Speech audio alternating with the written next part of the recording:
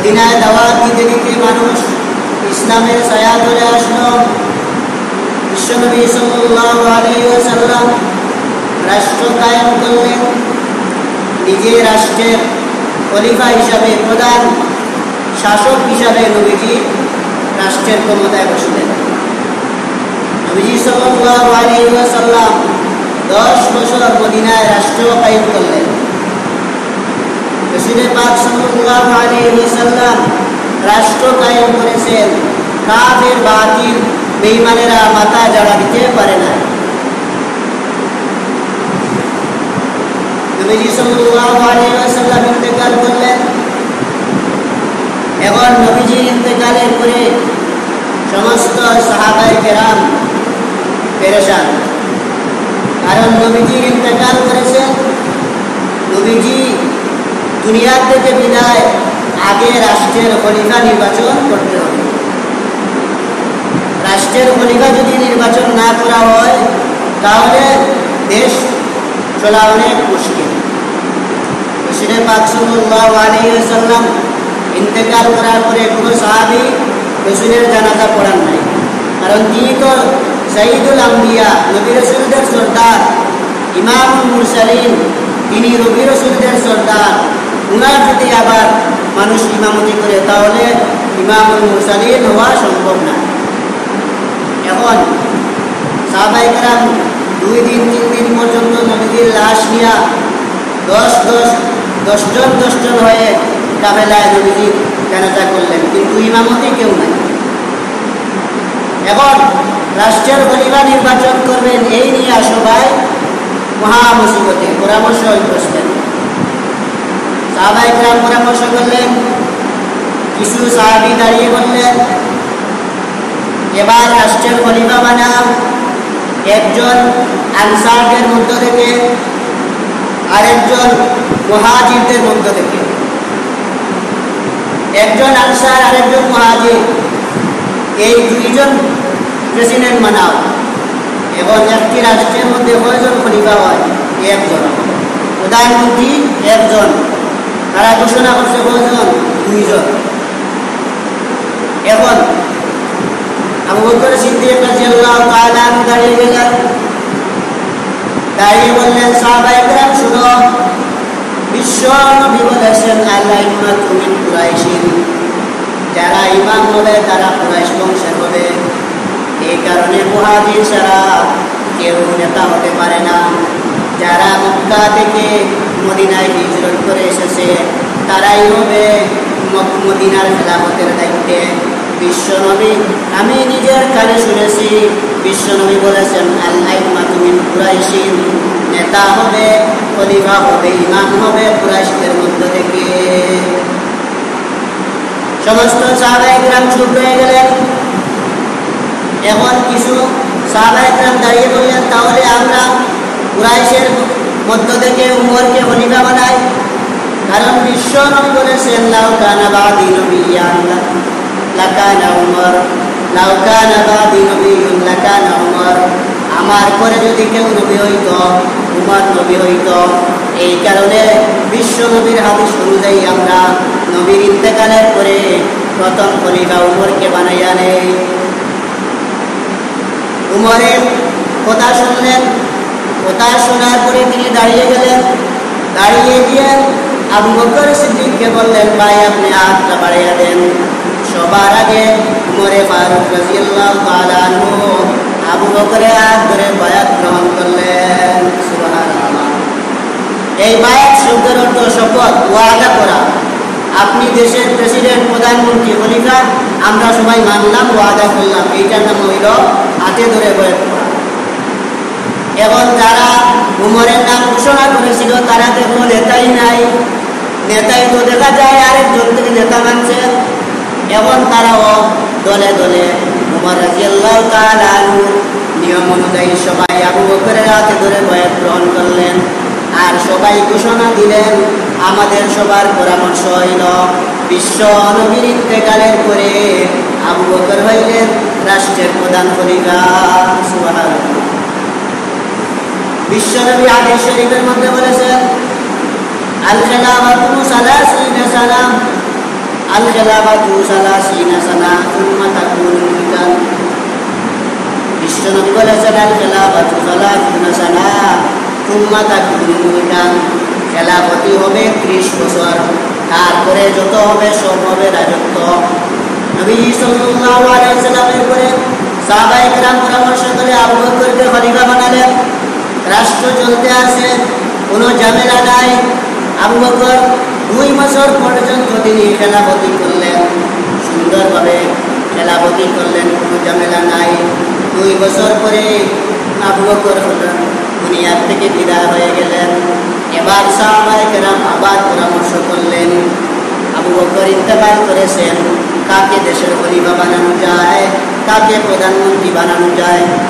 আবার সেই পরামর্শ অনুযায়ী, সকলের পরামর্শ অনুযায়ী সাহাবায়ে কেরাম উমরে ফারুক রাদিয়াল্লাহু তাআলা আনহুকে ইসলামের 2 নম্বর খলিফা নির্বাচন করলেন। সুবহানাল্লাহ। আবু বকর সিদ্দিক ইন্তেকালের পূর্বে তার ছেলেকে খলিফা বানান নাই, তার পুত্রকে দেশের ক্ষমতায় দেন নাই। আমরা ওরা তো বলতাম আমি চেয়ারম্যান, আমার পরে আমার ছেলে হবে চেয়ারম্যান, আমি মাদ্রাসার মুতমিম, আমার ছেলে হবে মাদ্রাসার মুতমিম। এইরকম কনফার্ম ইসলামের মধ্যে নাই। বিশ্বনবীর ইন্তেকালের পরে আবু বকর খলিফা, আবু বকরের ইন্তেকালের পরে সমস্ত সাহাবায়ে কেরাম এক বাক্যে উমরকে খলিফা মেনে নিলেন। উমর রাদিয়াল্লাহু তাআলা রাষ্ট্র চালালেন 12 বছর। উমরে ফারুক রাদিয়াল্লাহু তাআলা সময়কালে মদিনা মুনাওয়ারায় একজন মুনাফিক ছিল, তার নাম আব্দুল্লাহ ইবনে সাবা। এই মুনাফিকেরা দল তৈরি করেছে, তার দল হইল বিশ্বনবীর ইন্তেকালের পরে সবাই আবু বকরকে খলিফা বানাইল, দেশে কোনো ঝামেলা নাই।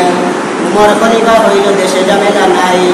তাহলে রাসূলের খলিফাগণকে তছনছ করতে হলে, রাষ্ট্রের মধ্যে ঝগড়া লাগাতে হলে আমরা একটা দল তৈরি করি। এই দল তৈরি করে রাসূলের খলিফাগণকে দুনিয়ার থেকে বিদায় করে দিব, ইসলাম ধর্মের মধ্যে কলঙ্ক লাগাইয়া দিব। নাউযুবিল্লাহ। এই আব্দুল্লাহ ইবনে সাবা মুনাফিক দল তৈরি করে উমরে ফারুক রাদিয়াল্লাহু তাআলা আনহু ফজরের নামাজে আব্দুল্লাহ ইবনে সাবা ওই মুনাফিক উমর রাদিয়াল্লাহু তাআলা আনহুকে তার দল নিয়ে ফজরের নামাজের মধ্যে তীর মেরে শহীদ করে দিলেন। উমর দুনিয়া থেকে বিদায়। এখন আবারও সাহাবায়ে কেরাম পরামর্শ, কারণ আল্লাহ বলেছেন ওয়াকুম শুরা বাইনাহুম, পরামর্শ ছাড়া কোনো কাজ করা যাবে না। পরামর্শ ছাড়া কোনো কাজ করলে বরকত হয় না। কোনো কাজ করতে হলে আগে পরামর্শের প্রয়োজন। এই কারণে আদম বানানোর সময়ও আল্লাহ ফেরেশতাদের সাথে পরামর্শ করেছিলেন। সমস্ত সাহাবায়ে কেরাম উমর রাদিয়াল্লাহু তাআলা আনহুর ইন্তেকালের পরে তারা সবাই মিলে বিশ্বনবী সাল্লাল্লাহু আলাইহি ওয়াসাল্লাম যে পরামর্শ সুন্দরভাবে রাষ্ট্র পরিচালনা করেছিলেন, নবীজির এই সুন্দরভাবে পরামর্শ অনুযায়ী সমস্ত সাহাবায়ে কেরাম ইসলামের 3 নম্বর খলিফা বানাইলেন উসমান গনি রাদিয়াল্লাহু তাআলা আনহুকে। উসমান গনি রাদিয়াল্লাহু তাআলা আনহু রাষ্ট্র চালাইলেন। প্রথম খলিফা আবু বকর রাষ্ট্র চালাইলেন 2 বছর। 2 নম্বর খলিফা উমর রাষ্ট্র চালাইলেন 10 বছর। 10 আর 2 হইল 12। উসমান গনি রাদিয়াল্লাহু তাআলা আনহু রাজত্ব করলেন আরো 12 বছর। 12 দ্বিগুণে 24 বছর হয়ে গেল। এখনো রাষ্ট্রের মধ্যে কোনো বেদাল নাই। বিশ্বনবী সাল্লাল্লাহু আলাইহি সাল্লাম 3 খলিফা, রাষ্ট্রে কোনো মারামারি নাই, ঝামেলা নাই। উসমান গনি রাদিয়াল্লাহু তাআলা আনহু 12 বছর রাজত্ব করলেন। উসমান গনির জীবনের অবস্থা সবাই জানে। গনি শব্দের অর্থ ধনী। উসমান গনি মক্কা মদিনা কি আহলে আরবের মধ্যে সবচাইতে বড় ধনী ছিলেন। এই কারণে তার নাম হইল উসমান গনি। এবার আব্দুল্লাহ ইবনে সাবা ওই মুনাফিক যখন দেখলো, তারা আবারও পরামর্শ করে যখন উসমানকে খলিফা বানাইল, তাহলে খলিফা তছনছ হইল না। এখন খলিফাগণকে তছনছ করতে হইলে বিরাট একটা ফাঁদ তৈরি করতে হবে। উসমান গনি রাদিয়াল্লাহু তাআলা আনহু ফজরের নামাজের পরে কুরআন তিলাওয়াত করতে আসেন। এমন সময় ওই আব্দুল্লাহ ইবনে সাবা মুনাফিকের বাহিনী গিয়া উসমান গনি রাদিয়াল্লাহু তাআলা আনহু কুরআন তিলাওয়াতরত অবস্থায় তারা একটি বর্ষা মারল। উসমান গনি তীর নিক্ষেপ হওয়ার সঙ্গে সঙ্গে কুরআন রক্ত লাগানো অবস্থায় তিনি শাহাদাত বরণ করলেন। বিশ্বনবী বলেছেন, কাল কিয়ামতের ময়দানে একজন মানুষের পক্ষে সাক্ষী হবে, ওই মানুষটা ভালো। আমি ভালো মানুষ হইলে আরেকজন সাক্ষী দিবে, ওই মানুষটা ভালো। আল্লাহ রাসূল সাল্লাল্লাহু আলাইহি ওয়াসাল্লাম বলেছেন, উসমানের ব্যাপারে গোটা কুরআন রক্ত লাগানো অবস্থায় সাক্ষী দিবে উসমান ভালো। সুবহানাল্লাহ। কুরআন হাতে নিয়ে তিলাওয়াত করতে আসেন এমন অবস্থায় ওই মুনাফিকের বাহিনী যারা রাষ্ট্রের মধ্যে বেজাল সৃষ্টি করে, যারা রাসূলের খলিফাগণকে তছনছ করার জন্য বেজাল ধরায়, এরা উসমানকে শহীদ করে দিল। উসমান শাহাদাতের পরে সাহাবায়ে কেরাম পরামর্শ করলেন কাকে খলিফা বানানো যায়। সবাই বললেন, বিশ্বনবী সাল্লাম বলেছেন, আনা মদিনাতুল ইলমি ওয়া আলিয়ুন বাবুহা। বিশ্বনবী হলেন ইলমের শহর আর আলী হইল ইলমের দরজা। আলীকে আল্লাহ এত ইলম দান করেছিলেন, এত ইলম দান করার কারণে বিশ্বনবী তার মেয়ে ফাতিমাকে আলীর সঙ্গে বিয়ে দিয়েছিলেন। তাহলে সবাই আমরা আলীকে 4 নম্বর খলিফা বানাই। সবাই আলীকে ঘর থেকে ডেকে এনে আলীকে খলিফা বানালেন। এখনো কোনো বেজাল নাই, খুব সুন্দরভাবে রাষ্ট্র পরিচালনা। আলী রাদিয়াল্লাহু তাআলা 6 বছর রাষ্ট্র চালাইলেন। 24 আর 6 কত হইল? 30 বছর।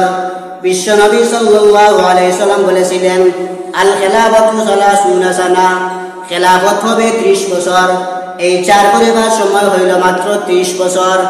আলী রাদিয়াল্লাহু তাআলা আনহু সিংহাসনে বসলেন 4 নম্বর খলিফা।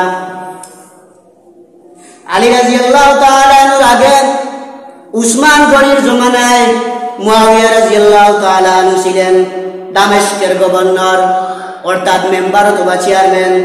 ওই সময় উসমান গনির ইন্তেকালের পরে ওই আব্দুল্লাহ ইবনে সাবা মুনাফিকের বাহিনী উসমানকেও হত্যা করেছিল। আলী রাদিয়াল্লাহু তাআলা উসমানকে হত্যা করল, এদিকে উমর রাদিয়াল্লাহু তাআলা আনহুকে হত্যা করল। এখন তারা দামেস্কে মুয়াবিয়ার কাছে চিঠি লিখছে। মুয়াবিয়ার কাছে চিঠি লিখল, ভাই মুয়াবিয়া, উসমান রাদিয়াল্লাহু তাআলা আনহুকে হত্যা করেছে আলী। আলী উসমানকে হত্যা করে সিংহাসনে বসে গেছে। নাউযুবিল্লাহ, কত বড় মুনাফিক! যেই সাহাবায়ে কেরাম সবাই মিলিয়া আলীকে ঘর থেকে ডেকে এনে খলিফা বানাইলেন, এই জায়গার মধ্যে আলীর উপরে অপবাদ দিল। মুয়াবিয়া সরল মনা মুসলমান, তিনি মনে মনে ভাবলেন হয়তো আলী ক্ষমতা পাওয়ার কারণে উসমানকে হত্যা করেছে। উসমান ছিলেন মুয়াবিয়ার গোত্রের একজন চাচাতো ভাই।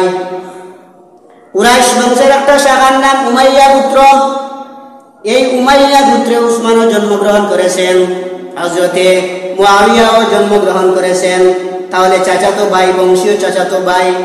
মুয়াবিয়া রাদিয়াল্লাহু তাআলা আনহু আলীর কাছে চিঠি লিখলেন।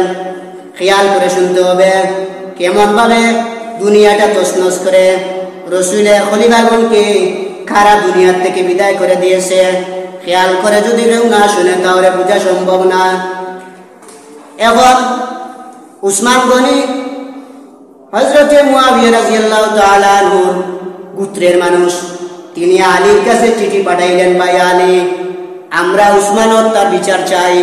কে উসমান হত্যা করেছে বিচার করুন। আলী আবার চিঠি পাঠাইলেন, ভাই মুয়াবিয়া, আসামি শনাক্ত না হওয়ার আগ পর্যন্ত বিচার করা সম্ভব নয়। এখন এমন ভাবে মুয়াবিয়া রাদিয়াল্লাহু তাআলা আনহুর কাছে চিঠি নিয়ে যায় আব্দুল্লাহ ইবনে সাবা মুনাফিকের বাহিনী, আবার আলীর কাছে চিঠি নিয়ে যায়, অর্থাৎ আমদানি করে আলীরটাও দেয়, মুয়াবিয়ারটাও দেয়। মুয়াবিয়া রাদিয়াল্লাহু তাআলা আনহু সবার শেষে যখন দেখলেন আলী তো উসমান হত্যার বিচার করেন না, মুয়াবিয়ার কাছে গিয়া তারা বলল মুনাফিকের বাহিনী যে আলীকে উসমানকে আলী হত্যা করেছে, এই কারণে উসমান হত্যার বিচার করতেছে না। মুয়াবিয়া মনে মনে ভাবলেন ঠিকই হয়তো। মুয়াবিয়া রাদিয়াল্লাহু তাআলা আনহু তিনি দামেস্কে ঘোষণা করে দিলেন, আমি আজ থেকে আলীকে খলিফা মানি না। এখন বেজাল শুনুন, এতদিন 3 খলিফার জমানা গেল, কোনো বেজাল নাই, এখন বেজাল শুরু। এই বেজালটা সরল মুসলমানদের মধ্যে বেজালটা শুরু করছে মুনাফিক মার্কা মানুষ, আব্দুল্লাহ ইবনে সাবা মুনাফিক। এখন উসমান রাদিয়াল্লাহু তাআলা আনহু দামেস্কের গভর্নর থাকা অবস্থায় তিনি সেখানে ঘোষণা করে দিলেন, আমি আলীকে খলিফা মানি না, আমি আজ থেকে দামেস্কের খলিফা। সবাই মুয়াবিয়াকে খলিফা বানাইলেন। এখন রাষ্ট্রের মধ্যে কয়জন খলিফা হয়েছে? 2 জন। মদিনায় হইল আলী রাদিয়াল্লাহু তাআলা আনহু, আর দামেস্কে মুয়াবিয়া। সুন্দর চলেনি না ঝগড়া বিবাদ, ঝগড়া। এইভাবে এই আব্দুল্লাহ ইবনে সাবা মুনাফিকের বাহিনী হযরত আলী রাদিয়াল্লাহু তাআলা আনহুকে বিষ পান করে শহীদ করে দিল। আলী বিষ পান করে তিনি শাহাদাত বরণ করলেন। আলী রাদিয়াল্লাহু তাআলা আনহু ইন্তেকাল করলেন। মুয়াবিয়া তিনি দামেস্কের খলিফা রইলেন। আলীর ইন্তেকালের পরে, শাহাদাতের পরে সকল মক্কা মদিনার মানুষ মিলে সাহাবায়ে কেরাম পরামর্শ করে আলীর প্রথম ছেলে হযরত হাসান রাদিয়াল্লাহু তাআলা আনহু, তাকে সবাই মক্কা মদিনার খলিফা বানাইলেন। এখন কিছুদিন যাওয়ার পরে যখন দেখা গেল মুয়াবিয়া ও দামেস্কের খলিফা, আমিও মক্কা মদিনার খলিফা, তাহলে এক রাষ্ট্রে 2 জন খলিফা, কোনদিন রাষ্ট্র সুন্দর হওয়া সম্ভব নয়। তাই কিতাবের মধ্যে লেখেন হযরত হাসান রাদিয়াল্লাহু তাআলা আনহু 6 মাস খেলাফতি করার পরে তিনি বসে গেলেন, বললেন, ভাই মুয়াবিয়া, আপনিও দামেস্কের খলিফা, আমিও দেখা যায় মক্কা মদিনার খলিফা, এক রাষ্ট্রে 2 জন, তাহলে আমি বাকি অর্ধেক রাজত্ব আপনাকেও দিয়া দিলাম, আমি রাজত্ব চাই না। সুবহানাল্লাহ, কেমন একজন সুন্দর মনের মানুষ। আমরা হইতে বলতাম, মাশাআল্লাহ, আমারও দল আছে, আমাকে তো সবাই পরামর্শ করে বানাইছে, আমারও দল আছে। কিন্তু হাসান ক্ষমতার কোনো লোভ নাই, আসেনি লোভ নাই। এখন এই মুনাফিকের বাহিনীরা যখন দেখল হাসান স্বেচ্ছায় মক্কা মদিনার খেলাফতি মুয়াবিয়াকে দিয়া দিলেন, এখন তারা চিন্তা করল, তাহলে আমরা হাসানকেও দুনিয়া থেকে বিদায় করতে হবে। নাউযুবিল্লাহ। লম্বা ইতিহাস। কোন কারণে যে কোনো সিস্টেমে হযরত হাসান রাদিয়াল্লাহু তাআলা আনহুকে তারা এই বিষ পান করে শহীদ করে দিল। ইসলামের মধ্যে 5 জন খলিফা হইলেন।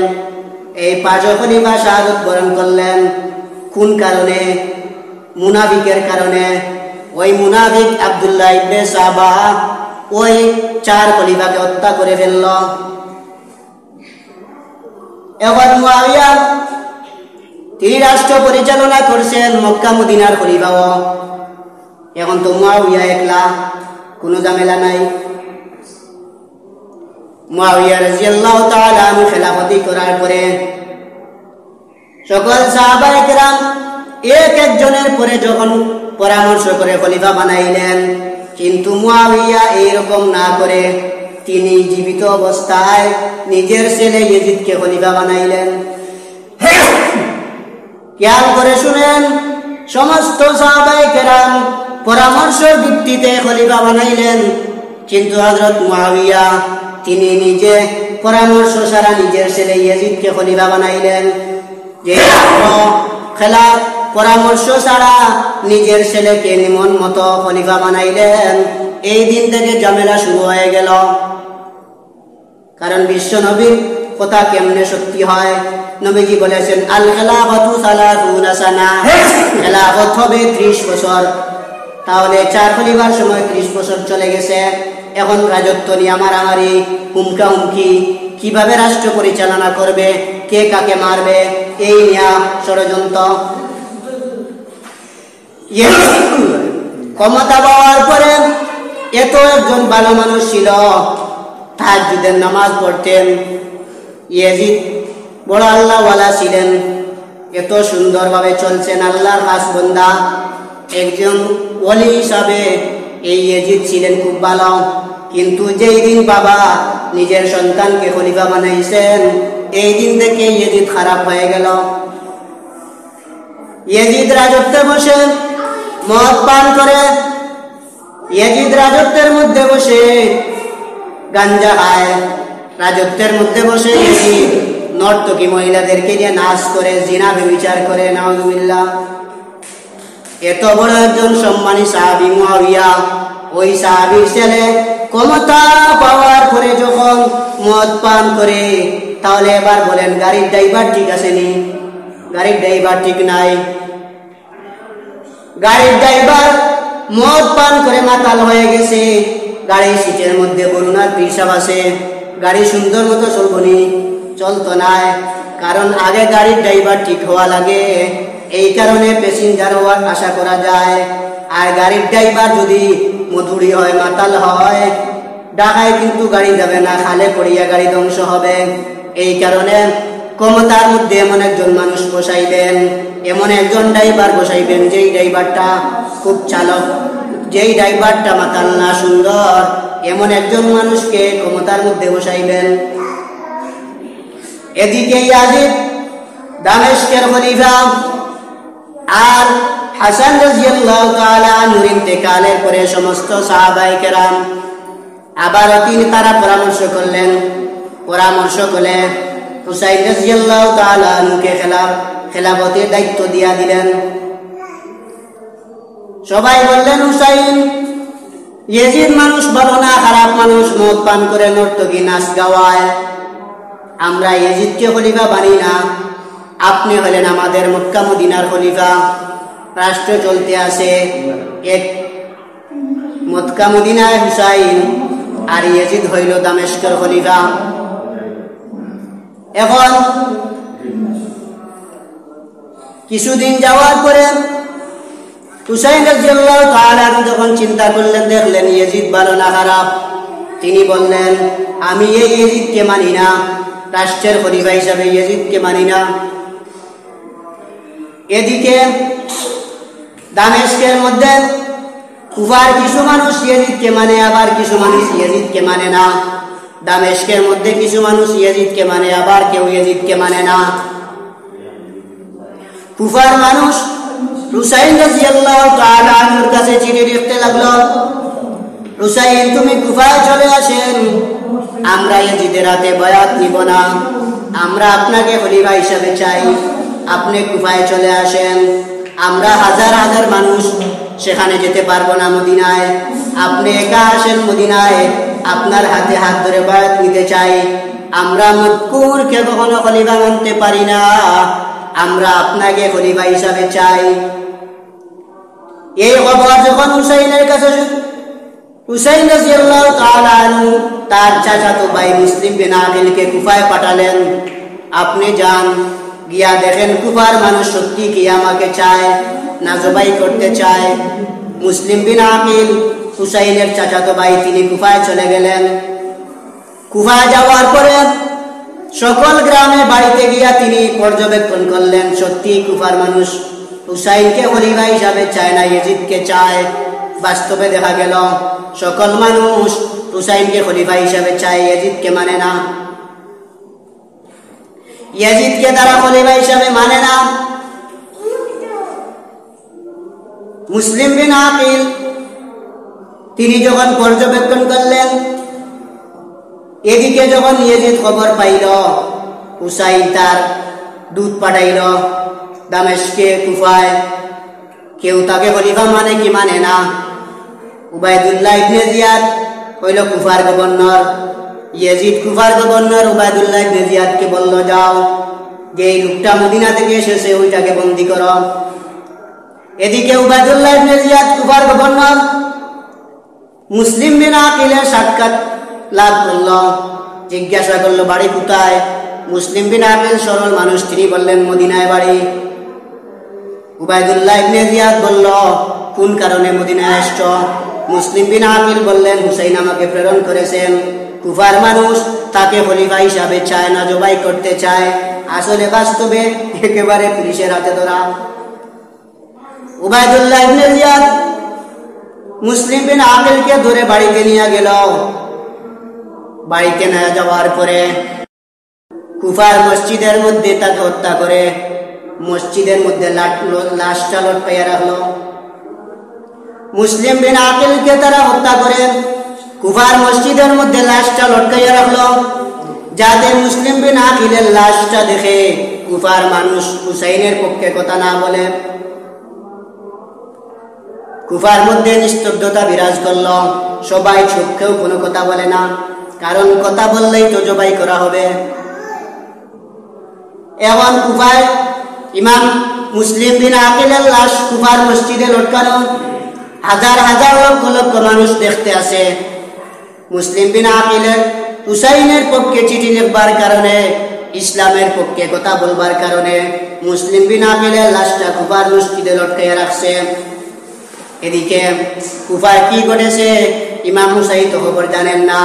তিনি মৃত্যুর আগে মদিনার মধ্যে হুসাইনের কাছে চিঠি পাঠাইলেন, ভাই হুসাইন, ঠিক কুফার মানুষ আপনাকে খলিফা হিসাবে চায়, আপনি কুফায় আসেন।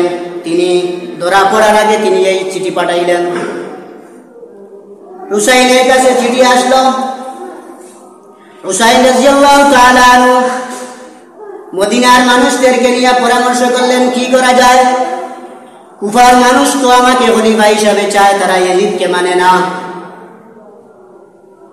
মক্কা মদিনার মানুষ পরামর্শ দিল, হুসাইন আপনি যাইয়েন না, আপনি ইয়াজিদের সঙ্গে পারবেন না, তার ক্ষমতা আছে, তার বেশি শক্তি আছে, আপনার কোনো বাহিনী নাই, আপনার কোনো পুলিশ বাহিনী সিআইডি বিআইডি নাই, তার সব কিছু আছে, আপনি তার সঙ্গে পারবেন না। এমনি সময় হুসাইন দাঁড়িয়ে বললেন, মদিনার মানুষেরা শুনো, আমি হুসাইনের শরীরে এক ফোঁটা বিন্দু মাত্র রক্ত থাকা অবস্থায় আমি মজকুরকে খলিফা মানি না। যেই চেয়ারে বিশ্ব নবী বসেছেন, যেই চেয়ারে আবু বকর বসেছেন, যেই চেয়ারে উসমান আলী, আমার বাবা আলী যেই চেয়ারে বসেছেন, এই চেয়ারের মধ্যে একজন মজকুর বসে আছে, আমি কখনো এই মজকুরকে মানতে পারি না, আমি মানতে পারি না, এমন একজন মজকুরকে আমি মানতে পারি না। এখন সবাই দেখলো হুসাইন যেহেতু কুফায় যাওয়ার জন্য রওনা, কয়েকটি রওয়ায়ত 72 জন মানুষ নিয়া কুফার দিকে তিনি রওনা দিলেন, অথবা 100 জন মানুষ নিয়া, 40 জন পুরুষ এবং 32 জন মহিলা, এই 72 জন মানুষ নিয়া মুহররমের 6 তারিখ হুসাইন রাদিয়াল্লাহু তাআলা আনহু কুফার দিকে রওনা। কুফার দিকে যখন হুসাইন রওনা দিলেন, কুফার কাছাকাছি একটা জায়গার নাম ছিল কারবালা। কারবালা শব্দের অর্থ হইল বিপদের সময় আশ্রয়স্থল। কারবালা অর্থ আশ্রয় কেন্দ্র, কার অর্থ আশ্রয় কেন্দ্র, আর বালা অর্থ মুসিবত। বিপদের সময় যেই জায়গায় আশ্রয় নিয়েছিলেন ওই জায়গার নাম কারবালা। ইরাকের অন্তর্গত কুফা নগরীর একটি জায়গার নাম কারবালা। কারবালায় যাওয়ার সময় হুসাইন রাদিয়াল্লাহু তাআলা আনহু 40 জন পুরুষ 32 জন মহিলা নিয়া সঙ্গে কিছু খাবার নিলেন, পানি নিলেন, খেজুর নিলেন। হেঁটে হেঁটে রওনা দিচ্ছেন। প্রায় 2 দিনের কাছাকাছি সময় লেগে গেল কুফায় পৌঁছতে। কারণ কুফার মানুষ বলছে, আমরা ইয়াজিদকে খলিফা মানি না, আমরা আপনাকে খলিফা হিসাবে চাই, ইয়াজিদকে আমরা মানি না। মদ পান করে ইয়াজিদ রাষ্ট্রের মধ্যে ইসলামের যে রীতি আছে ওই রীতি অনুযায়ী রাষ্ট্রের ক্ষমতাসীন না। ইয়াজিদ মদ পান করে, নর্তকী নাচ গাওয়ায়, ইয়াজিদ মদ পান করে, এই কারণে মানতে পারি না। এখন হুসাইন রাদিয়াল্লাহু তাআলা মুহররমের 6 তারিখ তিনি রওনা দিলেন। কারবালা নামক প্রান্তরে গিয়া হুসাইন রাদিয়াল্লাহু তাআলা তাবু হাঁটাইলেন, রাত্রি যাপন করবেন। এইদিকে ইয়াজিদ খবর পাইল যে মদিনা থেকে হুসাইন অনেক লস্কর নিয়া কুফার কাছাকাছি কারবালার ময়দানে উপস্থিত। ইয়াজিদ চিঠি পাঠাইল কুফার গভর্নর উবাইদুল্লাহ ইবনে জিয়াদের কাছে। উবাইদুল্লাহ ইবনে জিয়াদকে বলল, উবাইদুল্লাহ ইবনে জিয়াদ, কোন অবস্থায় যেন হুসাইন কারবালায় কুফায় ঢুকতে না পারে, ব্যারিকেড দিবা, রাস্তা বন্ধ করবা। যদি কুফায় আসে কুফার মানুষ তাকে মানবে। কুফার মানুষ হুসাইন রাদিয়াল্লাহু তাআলা আনহু তিনি কুফায় আসছেন। ইয়াজিদ বলছিল যারা হুসাইনের পক্ষে কথা বলবে, যারা হুসাইনকে ওইখানে দাওয়াত করবে তাদেরকে ধরে ধরে জবাই করব। এই কারণে কুফার মানুষ কোনো নড়াচড়া নাই, সবাই চুপচাপ। এখন হুসাইন কারবালার ময়দানে, মুহররমের 8 তারিখ হয়ে গেছে, 2 দিন পর্যন্ত খানিও নাই পানিও নাই, সব শেষ। সঙ্গে যা আছিল রুটি ময়দা খাজুর খেজুর এবং আরো অনেক কিছু, সব কিছু শেষ হয়ে গেছে। এখন দেখা যায় পানিও নাই, খাবারও নাই, আর বালুকাময় অবস্থা, উপর দিক থেকে গরম, এমন অবস্থায় ফ্যানও নাই, কারেন্টও নাই। ওই সময় মোবাইলও ছিল না, ওই সময় কোনো যন্ত্রপাতি ছিল না মানুষের সঙ্গে আলাপ আলোচনা করার মতো। চিঠির মাধ্যমে আগে খবর নেওয়া হয়তো। উবাইদুল্লাহ ইবনে জিয়াদ 6000 বাহিনী নিয়ে কুফার কাছাকাছি কারবালায় গেলে, কারবালায় যাওয়ার পরে গিয়া দেখে হুসাইন ওখানে আছে। সে সর্বপ্রথম বুদ্ধি বাহির করছে, যেহেতু এতদিন পর্যন্ত 2 দিন হয়ে গেছে এখানে, তাহলে পানি নাই, সবকিছু শুকিয়ে গেছে। উবাইদুল্লাহ ইবনে জিয়াদ আগে পানির নালা বন্ধ করে দিল, ফুরাত নদী বন্ধ করে দিল, যাতে হুসাইন পানি পান না করতে পারে।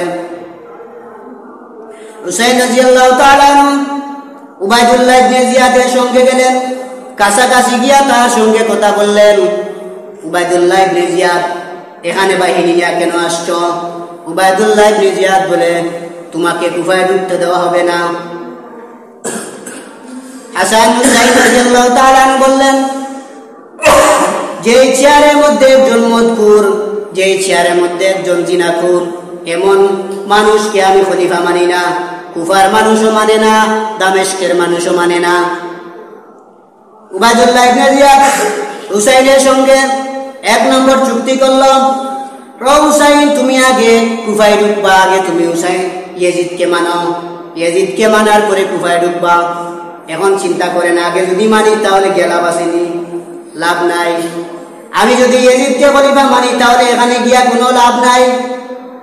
হুসাইন রাদিয়াল্লাহু তাআলা আনহু কতটুকু শক্ত ইমানের উপরে, যে চেয়ারে মদকুর আছে, যে চেয়ারের মধ্যে জিনাকুর আছে, ওই মানুষকে আমি খলিফা মানি না। এই কারণে তিনি বলছেন, আমি ইয়াজিদকে কখনো খলিফা মানি না। উবাইদুল্লাহ ইবনে জিয়াদ বলে, তাহলে আপনাকে কোনো অবস্থায় কুফায় ঢুকতে দেওয়া হবে না। আপনি আগে ইয়াজিদকে মানেন, তাহলে আপনি কুফায় ঢুকবেন, ইয়াজিদকে না মানা পর্যন্ত কুফায় যাওয়া যাবে না। তখন হুসাইন চিন্তায় পড়ে গেলেন, কুফায় যেতে দেবে না। হুসাইন বললেন, তাহলে আমি আবার মদিনায় চলে যাই। উবাইদুল্লাহ ইবনে জিয়াদ বলে, না না, মদিনায় যেতে দেব না। হুসাইন বললেন, তাহলে আমি অন্য জায়গায় চলে যাই, আমাকে দাও। উবাইদুল্লাহ ইবনে জিয়াদ বলল, না না, দেওয়া যাবে না। আপনি মক্কায় যেতে পারবেন না, মদিনায় যেতে পারবেন না, কুফায়ও ঢুকতে দেওয়া হবে না। আগে আপনি ইয়াজিদকে মানেন, তাহলে আপনাকে কুফায় ঢুকতে দেওয়া হবে। হুসাইন রাদিয়াল্লাহু তাআলা বললেন, না না, আমি ইয়াজিদকে মানতে পারি না। আমরা তো আগে বলতাম যে জান বাঁচানি আগে ফরজ, ইমান বাঁচানি আগে ফরজ। নবীজি দেওয়া যে চেয়ার, এই চেয়ারে একজন মদকুর, একজন জিনাকুর, নর্তকী, নায়ক বসে আছে, এমন মানুষকে আমি মানতে পারি না। এখন হুসাইন রাদিয়াল্লাহু তাআলা মহা মুসিবতের মধ্যে পড়ে গেলেন, কি করা যায়?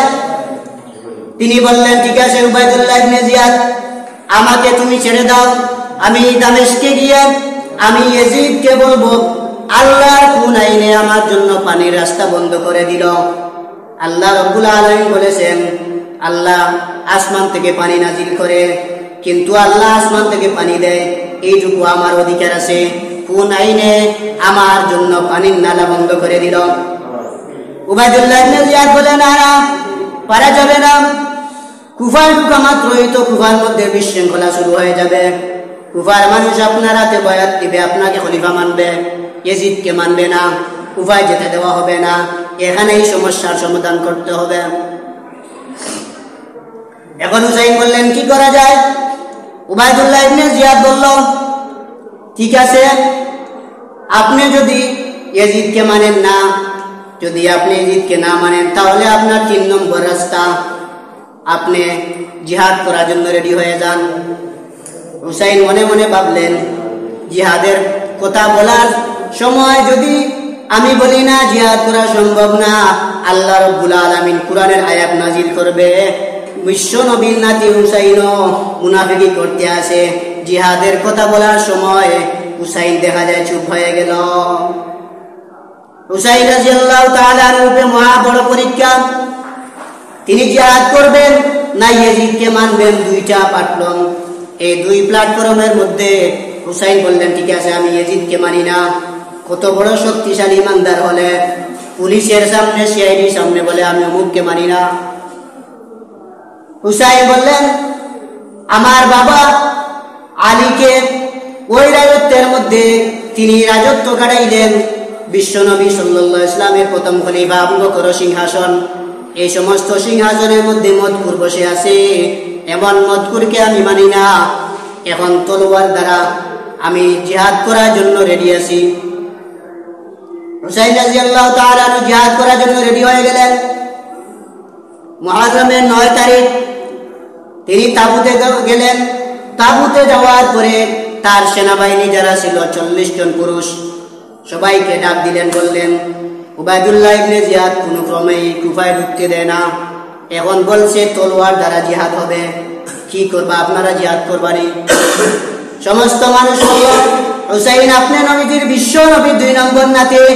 নবীজি বলেছেন, যে মানুষ আমার হুসাইনকে কষ্ট দিবে সে আমি নবীকে কষ্ট দিল। যে মানুষ আমার হুসাইনকে মহব্বত করলো সে আমি বিশ্ব নবীকে মহব্বত করলো। ও হুসাইন, এখন যদি আমরা বলি তোমার সঙ্গে জিহাদে আমরা রাজি না, তাহলে আল্লাহ বিশ্ব নবী সাল্লাল্লাহু আলাইহি ওয়াসাল্লাম কাল কিয়ামতের কঠিন ময়দানে বলবে, ও মদিনার মুসলমানেরা, আমার হুসাইনকে তোমরা কারবালার ময়দানে ফেলে দিয়া তোমরা জিহাদ করার জন্য প্রস্তুত ছিল না, আজকে তোমাদেরকে হাউজে কাউসারের পানি পান করতে দেওয়া হবে না।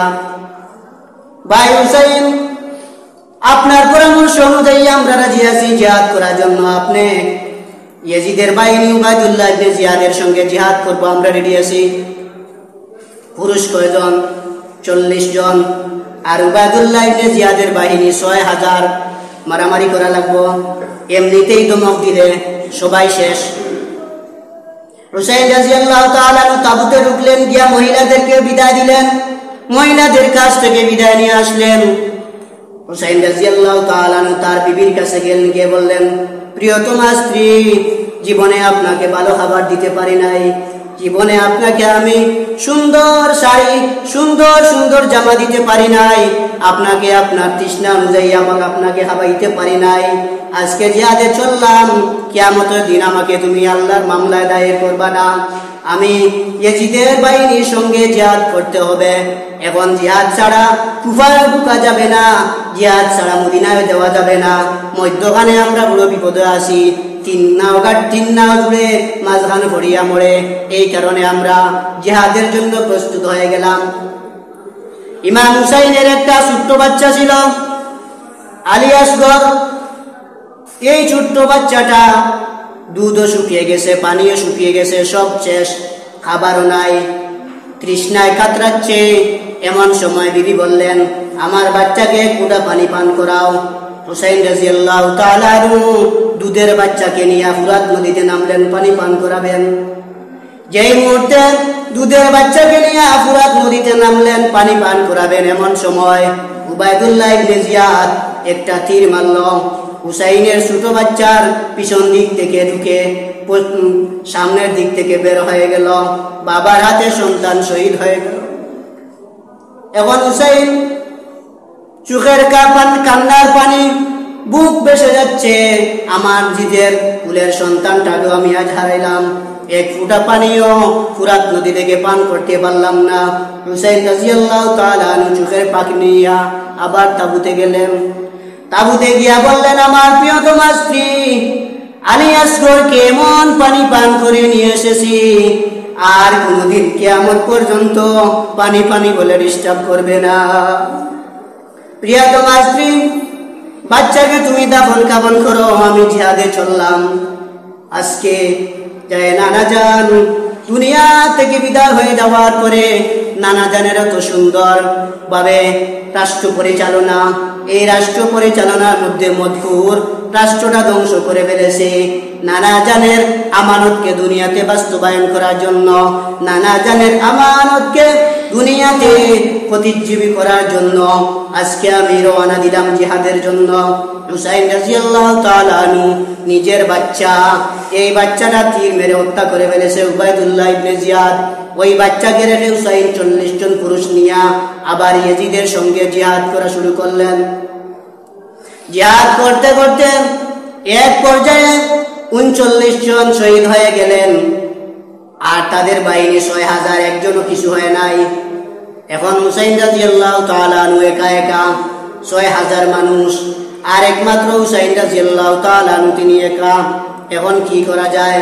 6000 মানুষের সঙ্গে তো একজন মানুষ পারার কথা নয়। জিহাদ সামান্য একটা জিনিস না, জিহাদ একটি প্ল্যাটফর্ম, এমন এক জিনিসের মধ্যে এমন পরামর্শ আছে, জিহাদের মধ্যে অনেক বিবেক কাটাতে হয়। এই বিবেক নিয়ে জিহাদ করা লাগে।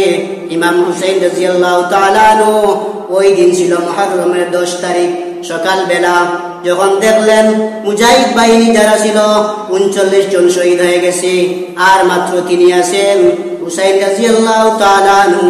তিনি এখন পেরেশানিতে, একজন মানুষ 6000 বাহিনীর সঙ্গে কেমনে যুদ্ধ করা যায়? ইমাম হুসাইন পরের দিন মুহররমের 10 তারিখে যখন তিনি আবার উবাইদুল্লাহ ইবনে জিয়াদের বাহিনীর সঙ্গে জিহাদ করা শুরু করলেন, হুসাইন ফুরাত নদী থেকে এক ফোঁটাও পানি পান করতে পারে নাই, পেটে খাবারও নাই, ক্ষুধায় কাতরাচ্ছে। হুসাইন রাদিয়াল্লাহু তাআলা আনহু এমন সময় উবাইদুল্লাহ ইবনে জিয়াদের বাহিনীর সঙ্গে যুদ্ধ শুরু করলেন। যুদ্ধ করতে করতে এক পর্যায়ে তাদের হাজার হাজার বাহিনীদেরকে একা একা শহীদ করে ফেললেন। সুবহানাল্লাহ, একা একা অনেক বাহিনী শেষ করে ফেললেন।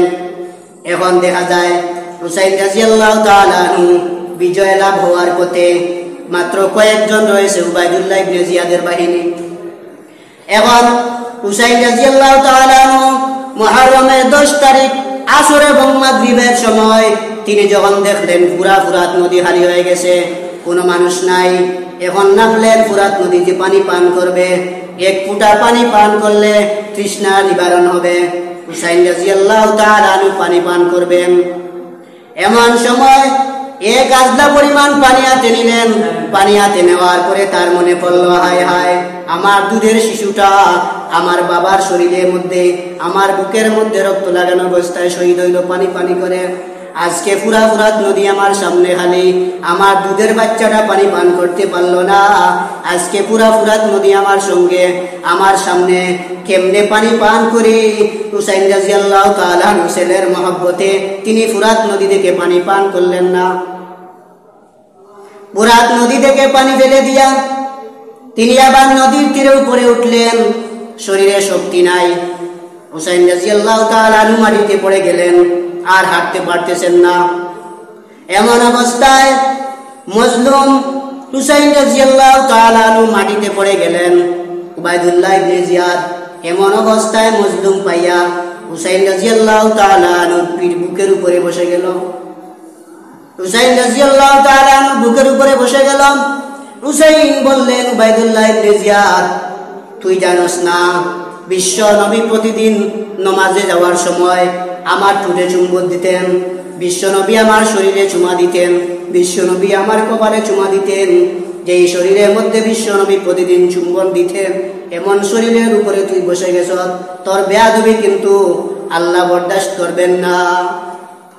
উবাইদুল্লাহ ইবনে জিয়াদ বলে, হুসাইন মজলুম হয়ে গেছো, তোমার বুকের উপরে বসে গেলাম, এরপরেও মোটা মোটা কথা বলতে আসো, তোমার লজ্জা করা উচিত।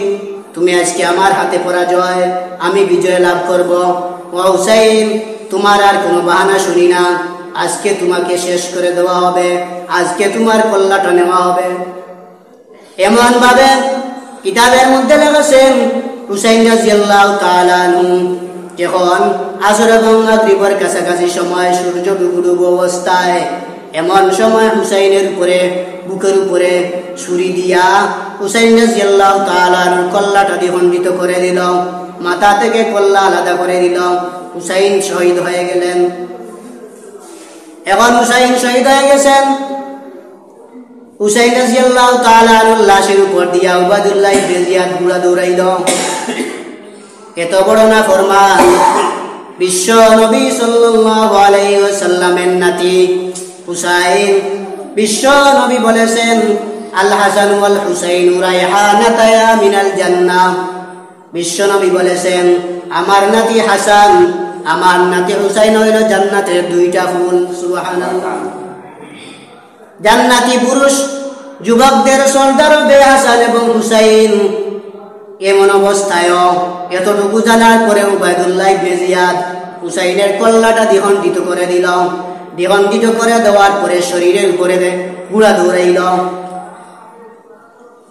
এই যুদ্ধ থেকে জানা যায় হুসাইন পরাজয়, কিন্তু হুসাইন পরাজয় না। বাতিলের বিরুদ্ধে যদি কোনো মানুষ বাতিলের বিরুদ্ধে মাথা জড়া দিয়ে যদি হকের উপরে শক্ত থাকতে পারে, ওই মানুষটা পরাজয় নাই, ওই মানুষটা শাহাদত বরণ করলে ওই মানুষটা বিজয়। এখন ওই মুহররমের 10 তারিখ সারা আকাশ মেঘাচ্ছন্ন হয়ে গেছে। মাগরিবের সময় আকাশ থেকে বৃষ্টি নামছে, রহমতের বৃষ্টি। 40 জন পুরুষের লাশ কারবালার ময়দানে, ইমাম হুসাইনের লাশটাও কারবালার ময়দানে। হুসাইন রাদিয়াল্লাহু তাআলা আনহুর লাশটা নিয়া উবাইদুল্লাহ ইবনে জিয়াদ পুরাতন সদস্যর কাছে গেল, ইয়াজিদের সামনে গেল। ইয়াজিদের সামনে গিয়া একটা প্লেটের সামনে, প্লেটের উপরে হুসাইন রাদিয়াল্লাহু তাআলা আনহু ছিন্ন মুন্ড, লাশটা, মাথাটা ওই প্লেটের উপরে রাখলো। হাজার হাজার সাহাবী ছিলেন। ইয়াজিদ চেয়ারে বসা। এমন অবস্থায় হুসাইনের লাশটা একটি প্লেটের উপরে রাখা। হুসাইন রাদিয়াল্লাহু তাআলা আনহুর লাশ মাথার উপরে দিয়া ইয়াজিদ লাঠি দিয়ে আঘাত করতে আসে, দাঁতের মধ্যে আঘাত করতে আসে। কত বড় নিষ্ঠুর, কত বড় নাফরমান। বিশ্ব নবীর নাতি হুসাইনের মাথাটা নেওয়াইল। এরপরেও দেখা যায় মাথা নিয়ে তামসা করতে আসে। এবার অনেক বড় বড় সাহাবায়ে কেরাম ছিলেন, তারা বললেন, ইয়াজিদ, তোমার এই নির্যাতন আর স্বৈরাচারী বরদাস্ত করতে পারি না। ইমাম হুসাইনের মাথাটা তুমি এই প্লেটে রাখার পরে আবার তামাশা করতে আসো, তুমি বন্ধ করে দাও, নতুবা তোমার পরিণতি খারাপ হবে। কিন্তু বন্ধ করে না, কারণ দেশের প্রধানমন্ত্রী হইলে তার হাতে ক্ষমতা। দেশের প্রধানমন্ত্রী হইলে কেউ লাঠি দেখাইলেও কিচ্ছু হবে না। দেশের প্রধানমন্ত্রী হলে তার বাহিনী সবকিছু তার হাতে। এই কারণে ইয়াজিদ ইমাম হুসাইনের লাশ নিয়ে তামাশা করতে আসে। ইয়াজিদ হুসাইনের লাশ নিয়ে তামাশা করতে আসে। বড় বড় সাহাবায়ে কেরাম তাকে বিরত করলেন, তবুও মানে না। এত বড় নিষ্ঠুর ইয়াজিদ হুসাইন রাদিয়াল্লাহু তাআলা আনহুর লাশটা কারবালার ময়দানে কল্লা কাটাইল। এখন আবার লাশ নিয়ে তামাশা করতে আসে, ইমাম হুসাইনের মাথা নিয়ে তামাশা করতে আসে। কত বড় নাফরমান। বিশ্বনবী সাল্লাল্লাহু আলাইহি ওয়াসাল্লাম যখন নামাজে আসতেন, হুসাইন রাদিয়াল্লাহু তাআলা আনহুর মুখের মধ্যে চুমু দিতেন। হাসান রাদিয়াল্লাহু তাআলা আনহু নবীজির ডান পাশে, বিশ্বনবী সাল্লাল্লাহু আলাইহি ওয়াসাল্লামের নাতি হুসাইন বাম উরুতে আর হাসান ডান উরুতে, আর পালক পুত্র যায়েদ ইবনে হারেসা নবীজির কুলের মধ্যে। এই 3 জন নাতিকে নিয়ে বিশ্বনবী আনন্দ করতেন। সুবহানাল্লাহ। এই 3 জন নাতি নিয়ে বিশ্বনবী আনন্দ করতেন। বিশ্বনবী সাল্লাল্লাহু আলাইহি ওয়াসাল্লাম একদিন হুসাইনকে বলছেন, হুসাইন বলো, তুমি ভালো না আমি ভালো? সুবহানাল্লাহ। হুসাইন বলে, না না আমি ভালো। বিশ্ব নবী বলেছেন, হুসাইন তুমি কেমনে ভালো? আমি নবী হইলাম সাইয়্যিদুল মুরসালিন, ইমামুল মুরসালিন, সকল নবী রাসূলদের শ্রেষ্ঠ, সকল নবী রাসূলদের ইমাম, আর তুমি বলছো ভালো। এবার হুসাইন বলে, নানা যান আপনি বলেন আপনার বাবার নাম কি? নবীজি বললেন, বাবার নাম আব্দুল্লাহ। হুসাইন বললেন, তোমার মায়ের নাম কি? আমিনা। ও আব্দুল্লাহ আর আমিনা এরা মুসলমানই না? সুবহানাল্লাহ। এবার নবীজি বললেন, হুসাইন বলো তুমি কার ছেলে? হুসাইন বলছেন, ইয়া রাসূলুল্লাহ, ইয়া হাবিবাল্লাহ, আমি হইলাম যুদ্ধের মধ্যে বাহাদুর ব্যক্তি আলীর ছেলে, আমি হলাম মহিলাদের সর্দার, জান্নাতি মহিলাদের সর্দার ফাতিমার ছেলে হুসাইন। এখন বলেন আমি ভালো না আপনি ভালো? আমার বংশ ভালো, আমার মাও ভালো, কিন্তু আপনার মা কোন দিন মারা গেছে কোনো খবর নাই। আমার মা ফাতিমা হইল জান্নাতি মহিলাদের সর্দার। এমন ভাবে নাতিরা বিশ্বনবীর সাথে মজাক হাসি ঠাট্টা করত। বিশ্বনবীও নাতিদেরকে নিয়ে হাসি ঠাট্টা করতেন। নবী সাল্লাল্লাহু আলাইহি ওয়াসাল্লাম বলেছেন, মান আবগাযাহুমা ফাকাদ আবগাযানি, যারা আমার নাতিদেরকে তাদের সাথে শত্রুতা পোষণ করবে সে যেন আমি বিশ্বনবীর সঙ্গে শত্রুতা পোষণ করল। ইয়াজিদ বিশ্বনবীর নাতির সঙ্গে গাদ্দারি করল, উবাইদুল্লাহ ইবনে জিয়াদ গাদ্দারি করল। এই কারণে ইতিহাসবিদ লিখেছেন, দুনিয়াতে ইয়াজিদের বংশে কোনো মানুষ আজ পর্যন্ত নাই, কোনো মানুষ একটা বাচ্চার নাম ইয়াজিদ রাখে নাই, কিন্তু কোটি কোটি মানুষ আছে তার ছেলের নাম হুসাইন নাম রাখছে, কোটি কোটি মানুষ আছে তার ছেলের নাম হাসান রাখছে, কোটি কোটি মানুষ আছে তার ছেলের নাম আলী রাখছে, তার ছেলের নাম উমর রাখছে, উসমান রাখছে, আবু বকর রাখছে। কিন্তু আজ পর্যন্ত 1400 বছরের ইতিহাস একটা কাবিরও কোনো তার বাচ্চার নাম ইয়াজিদ রাখে নাই। ইয়াজিদ শব্দের অর্থ অতিরিক্ত, অতিরিক্ত বাড়াবাড়ি করেছিল, তার নাম এই কারণে ইয়াজিদ। তার নাম প্রথমে ছিল ইয়াজিদ, আল্লাহর কেশমা। অতিরিক্ত বাড়াবাড়ি করার কারণে ইতিহাসবিদ লিখেছেন ইয়াজিদ অতিরিক্ত বাড়াবাড়ি করেছিল, এই কারণে তার বংশের একটা মানুষও ইয়াজিদের বংশের নাই। একটা বাচ্চা তার কাফির ছেলের নাম ইয়াজিদ রাখে না।